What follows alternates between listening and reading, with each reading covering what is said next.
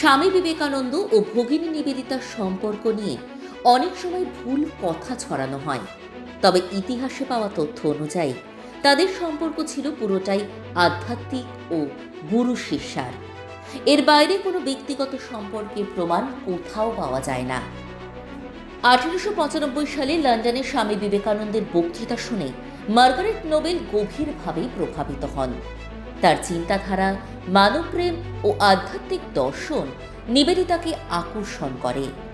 এই সময় থেকেই তিনি বিবেকানন্দকে নিজের আধ্যাত্মিক গুরু হিসাবে মানতে শুরু করেন। 1898 সালে মার্গারেট নোবেল ভারতে আসেন।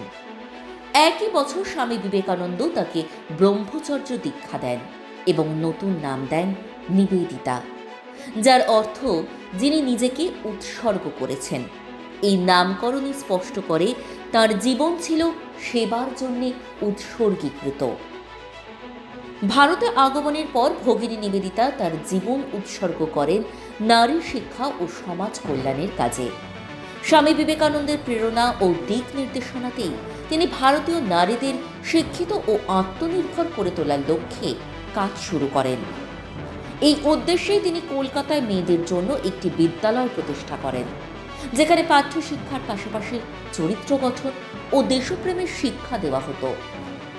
স্বামী বিবেকানন্দ বিভিন্ন সময় নিবেদিতার কাজের উচ্চ প্রশংসা করেন। তিনি একবার বলেছিলেন, ইংল্যান্ড আমাদের আরেকটি বড় উপহার দিয়েছে।